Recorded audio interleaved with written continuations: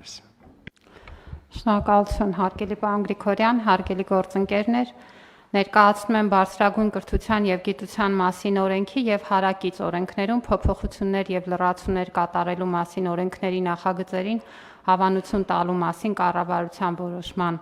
նախագիծը, որը ըստ էության թույլ տվեք ասել Բարձրագույն կրթության և գիտության ոլորտի ինստիտուցիոնալ բարեփոխման ողնաշարն է։ Պետք է ասել, որ այս բարեփոխման քննարկումները և մասնավորապես ոլորտային նոր օրենսդրություն ունենալու աշխատանքները մեկնարկել են ավելի քան 10 տարի առաջ և ընթացել են տարբեր փուլերով։ Կառավարության քննարկմանը ներկայումս ներկայացված փաթեթը մշակվել է հիմք ընդունելով մի կողմից 2021-ին ազգային ժողովի կողմից ընդունված, սակայն Սահմանադրական դատարանի որոշմամբ ուժի մեջ չմտած օրենքը, մյուս կողմից էլ իրականացվել է նաև լրամշակման աշխատանքներ երկու փուլով, որոնք հիմքում են ունեցել արդեն Հայաստանի Հանրապետության կրթության մինչև 2030 թվականի զարգացման պետական ծրագրի դրույթները, որտեղ որ հստակեցված են բարձրագույն կրթության և հետազոտության ոլորտում մեր թիրախները և նաև մասնավորապես ակադեմիական քաղաքի հայեցակարգը։ Հետևաբար ներկայացված փաթեթը ամբողջությամբ արտացոլում է կառավարության ռազմավարությունը այս ուղղությամբ։ Պետք է ասեմ նաև, որ ներկայացված նախագծով մենք ունենում ենք հնարավորություն ներկայումս ոլորտը կարգավորող տարբեր ժամանակներում ու պայմաններում ընդունված 4 օրենքների փոխարեն ունենալ մեկ ամբողջական համալիր օրենսդրական փաթեթ, որը որ խոշոր փոփոխություններ է նախատեսում մի քանի ուղղություններով ու մինչև դրանց անդրադառնալը թույլ տվեք համառոտ խոսել հիմնական խնդիրներից, որոնց որ ուղղված է կարգավորել այս փաթեթը։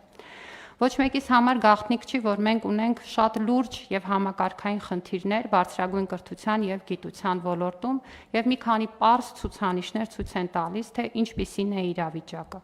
Բարձրագույն կրթությունը տարիների ընթացքում հեռացել է հետազոտահենք կրթության օրակարգից, ձևափոխվելով առավելապես դասախոսությունների վրա հիմնված գործընթացի, հաճախ որակի և մրցունակության էական թերացումներով։ 2005 թվականից մինչև հիմա փաստացի անցում չի կատարվել բարձրագույն կրթության 3-րդ մակարդակին և չեն դրվել միջազգային արդի պահանջներին համապատասխանող մասնագետների պատրաստման օրենսդրական հիմքերը, ինչի հետևանքով փաստացի չի գործում բարձրագույն կրթության եռաստիճան համակարգը և փոխարենը գիտական աստիճանի շնորհումը չի դիտարկվում իբրև կրթության մաս, այլ պահպանվում է գիտական աստիճանաշնորհման սովետական համակարգից ժառանգած երկաստիճանությունը։ Գիտական գործունեությունը կազմակերպվում է հիմնականում գիտահետազոտական ինստիտուտներում, չնախատեսելով որևէ ինստիտուցիոնալ գործիքակազմ բուհական համակարգի հետ համագործակցության առումով։ Միևնույն ժամանակ գիտական գործունեությունը առանձին է նաև տնտեսական ոլորտից և ըստ էության խաթարված է բուհ, հետազոտություն, տնտեսություն եռանկյունը։ Տարիների ընթացքում նաև թերի իրավական դաշտը, անբավարար ֆինանսական ռեսուրսները ձևավորել են այս կազմակերպական ձևերի միջև որոշակի անտագոնիզմ և իրականում այս պահին համագործակցությունը, եթե նույնիսկ ցանկություն կա, հանդիպում է շատ լուրջ խոչընդոտների։ Մենք ունենք նաև շատ լուրջ խնդիրներ կապված մեր գիտական աշխատանքում ներգրավված աշխատակիցների տարիքային կազմի հետ և այս ինստիտուցիոնալ ոչ բավարար վիճակը չի նպաստում նաև ինստիտուցիոնալ սերնդափոխությանը։ Եթե մի քանի թվերով ասեմ, հիմա մենք ունենք պետական բազային ֆինանսավորում ստացող 44 գիտահետազոտական կազմակերպություններ, որոնցից 36-ը գտնվում են ակադեմիայի համակարգում և փաստացի այս կազմակերպություններում նաև մրցակցայնության ու մասնակցայնության հաշվետվողականության խնդիրներ ունենք։ Մի պարզ ցուցանիշով այս համակարգում ներգրավված յուրաքանչյուր ավելի քիչ քան 2 գիտական աշխատակցին զուգահեռ ներգրավված է 1 վարչական կամ սպասարկող աշխատակից։ Գիտության ոլորտին հատկացվող բազային ֆինանսավորման 73%-ը ուղղորդվում է ակադեմիայի համակարգի կազմակերպություններին, սակայն մեր գիտական արդյունքի միայն 32%-ն է, որ սրա արդյունքում ներկայացվում է հենց այս համակարգի կողմից։ Դեմոգրաֆիական խնդիրների մասին խոսելով ակնհայտ է, որ ծերացմանը զուգընթաց, չնայած մենք ունենում ենք մուտք գործող երիտասարդներ, կառավարության վերջին տարիների քաղաքականության և գիտության ոլորտում վարձատրությունը գրավիչ դարձնելու հետևանքում, սակայն սա ինստիտուցիոնալ սերնդափոխություն չի, որտեղ գիտելիքի փոխանցումը ինստիտուցիոնալ չի։ Նաև բուհերի մասին անդրադառնալով մենք 60 բուհեր ունենք, ինչը նշանակում է, որ ըստ էության յուրաքանչյուր 50,000 բնակչին 1 բուհ կարող է ուրեմն համամասնությունը գործել, ինչը միջազգային ուրեմն չափանիշների համեմատ էապես խեղված ցուցանիշ է, եւ ինչը կարեւոր է, բուհական համակարգում իրականացված վերլուծությունները ցույց են տալիս, որ ամբողջ համակարգում ներգրավված ակադեմիական անձնակազմի միայն 6%-ն է հանդիսանում գիտական աշխատող, եւ ընդ որում գիտնական կա, գիտական գոնե 1 աշխատող կա 60 բուհերից միայն 15-ում, այսինքն մնացյալ 45 բուհերում կրթությունը իրականացվում է բացառապես դասավանդման եղանակով։ 51%-ը մեր բուհերում դասավանդող անձնակազմի գիտական աստիճան ընդհանրապես չունի։ Այս ցանկը կարելի է երկար շարունակել, ինչու եմ սա ասում։ Մի պարզ պատճառով, որ այս ոլորտում բարեփոխումները այլընտրանք չունեն եւ այնինչ առաջարկվում է նաեւ կարելի է համարել ուշացած։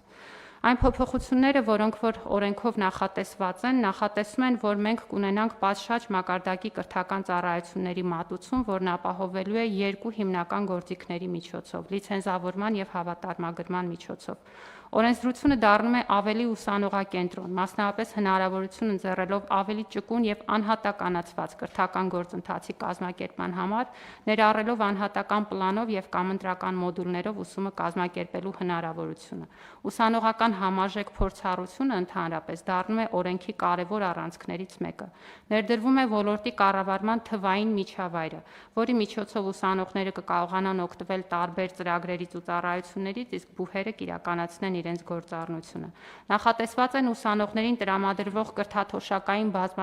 բազմամակարդակ համակարգեր։ Մենք հրաժարվում ենք նպաստի մոտեցումից եւ կրթաթոշակային քաղաքականություն դառնում է պետական աջակցության հիմնական ձևը, շատ թիրախային եւ ըստ այդմ նաեւ առաջադիմության խրախուսման, ինչպես նաեւ նպատակային ուսման վարձի, կեցության ծախսերի եւ նպատակային կրթության կազմակերպման համար։ Հատուկ կարգավորվում է համալսարանական ինկուբատորների ստեղծման ոլորտը, որը հանդիսանում է կրթություն, գիտություն, շուկա կապի կարևորագույն գործիքներից։ Վերանայվում են գիտության կազմակերպման սկզբունքները եւ նախատեսվում է, որ գիտական կազմակերպությունները կգործեն խոշորացված հետազոտական համալսարանների կառուցվածքում որպես ինքնակառավարման մեջ շրջանակ ունեցող միավորներ, որոնք իրենց հիմնական գործունեության զուգահեռ ներգրավված կլինեն նաեւ կրթական գործընթացներում։ Կարգավորվում են նաեւ հետազոտական աշխատանքների արդյունքում առաջացող մտավոր սեփականության պատկանելության եւ դրանց կառավարման հարցերը, ակադեմիական ազնվությանը, հաշվետվողականությանը եւ որակի մշտադիտարկմանը վերաբերող հարաբերությունները, ինչպես նաեւ ֆինանսավորման եւ ավելի մեծ համալսարանական համակարգում գիտական կազմակերպությունների աշխատանքների կազմակերպման իրավական շրջանակը։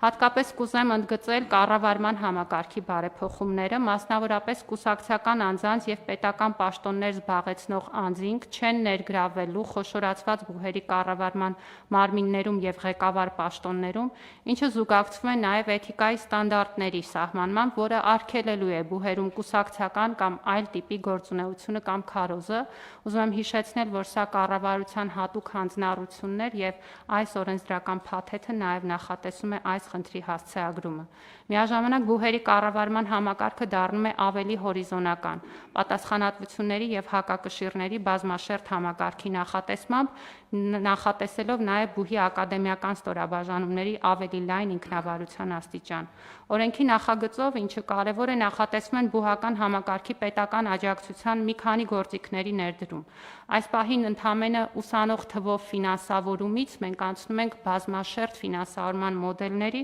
որը թույլ է տալու նաեւ բուհական համակարգի շարունակական բարեփոխումներ անել։ Միևնույն ժամանակ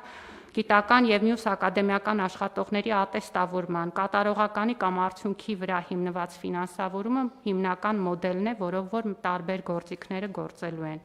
Ներմուծվում են միջազգային համապատասխանության, շարժունության, մրցունակության սկզբունքները, որոնց միջոցով փաստացի ստեղծվում են նախադրյալներ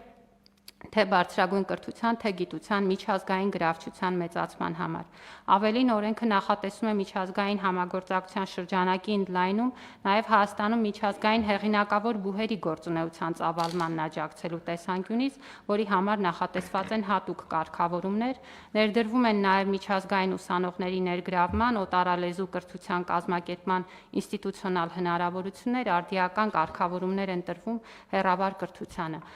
Հարգելի պարոն Գրիգորյան, փաթեթը շատ մեծ է։ Մենք նաև առիթ կունենանք ազգային ժողովի գործընկերների հետ պայմանավորվածությամբ հանրային լսումներ կազմակերպել ազգային ժողովում քննարկելու փուլում։ Մինչ այս էլ արդեն մի քանի փուլով քննարկումներ ենք ունեցել շահագրգիռ կողմերի հետ։ Քննարկման մակարդակը նշելու համար պետք է նշեմ, որ ավելի քան 500 էջ միայն ամփոփաթերթ ունենք տարբեր կարծիքների ամփոփմամբ եւ այդ իմաստով բավական քննարկված եւ մասնակցային գործընթաց անցած փաթեթ է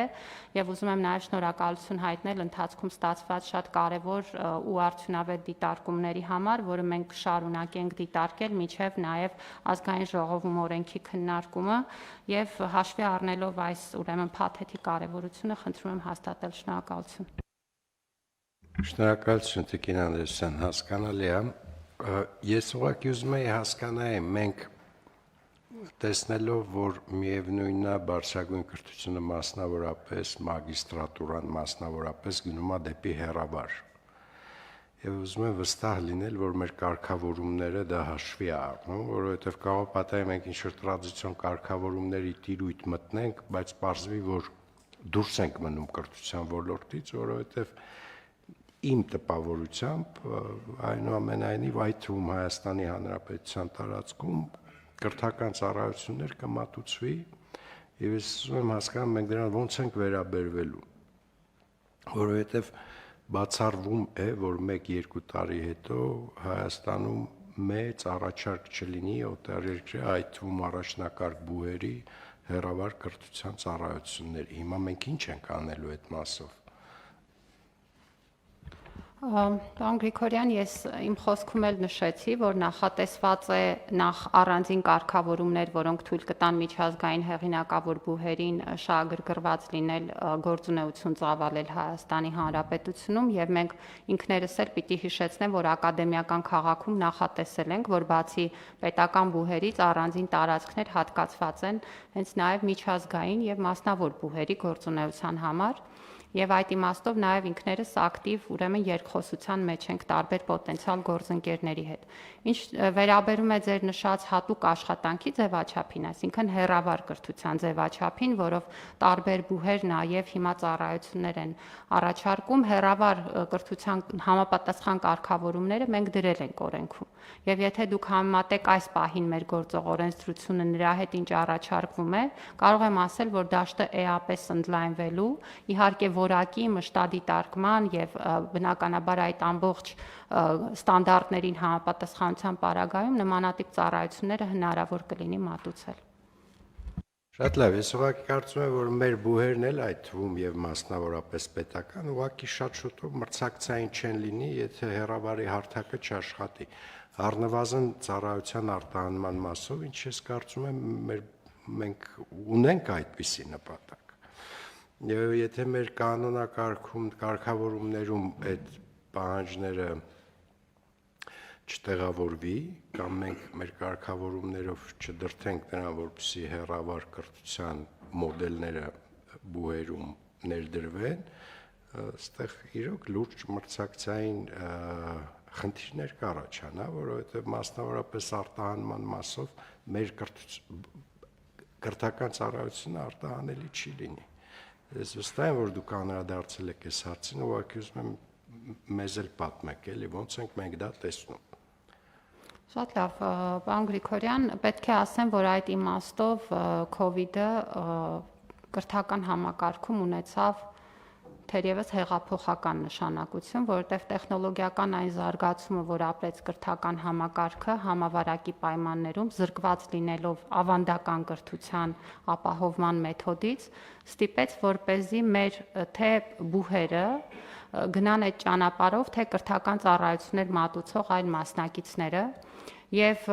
այս գործընթացը թափով գնում է, շարունակվում է, եւ սա դարձել է նաեւ մեր առնվազն որոշ բուհերում աշխատանքի սովորական ձևերից մեկը,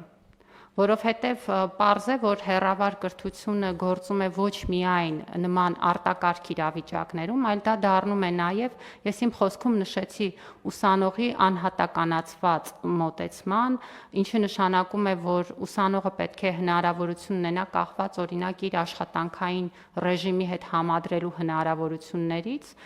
իր ուսումնական գործընթացը կազմակերպել եւ ամբողջական ու մասնակի բեռնվածության ռեժիմներ են նախատեսված ներկայումս գործող արկա եւ հեռակա ձևաչափով ուսուցման փոխարեն, սա էլ է ամբողջությամբ վերանայվում եւ այս ուրեմն ռեժիմների տարբերակումը հեռավար կրթության բաղադրիչների օգտագործումը նույնիսկ մեր ուրեմն ստացիոնար ուսումնական գործընթացում ստեղծում է ինստիտուցիոնալ միջավայր, որպեսզի հեռավար կրթությունը դառնա նաև ամբողջական ծառայություն մատուցելու ձև, նաև մեր բուհերի կողմից։ Մենք դա խրախուսում ենք։ Իհարկե, այստեղ շատ կարևոր է որակի եւ վերահսկողության պատշաճ մեխանիզմների ապահովումը, բայց կարծում եմ, որ տեխնոլոգիական լուծումները նաև դրանց պատասխաններն են տալիս։ Այնպես որ այդտեղ մենք կոնֆլիկտ չունենք, մենք ունենք ուղղակի պլանավորման եւ հետևողական իրականացման նպատակ, որովհետև շատ հաճախ նաև հեռավար կրթության ներքո կարող են կասկածելի բովանդակություն տեսնել եւ կարծում եմ, որ կարեւոր է, որպեսզի այդտեղ գործեն որակի չափանիշներ։ Հենց դա է ասում Տիկին Անդրեասյան, ես էլ եմ կարծում, մի կողմից ինքը թվային տիրույթում է դրա մոնիտորինգը շատ ավելի հեշտ է անել, որովհետև ինքը ըստ էության դառնում է ավտոմատ մոնիտորինգի առարկա։ Բայց մյուս կողմից էլ, այո, պետք է հասկանանք այդ կոնտենտը, որ այդ հեռավար կրթության պարագայում օգտագործվում է, որքան ով է ընդունելի կամ չընդունելի։ Բայց ամեն դեպքում ես կարծում եմ, որ մենք պիտի այս հարցը ուշադրության կենտրոնում պահենք։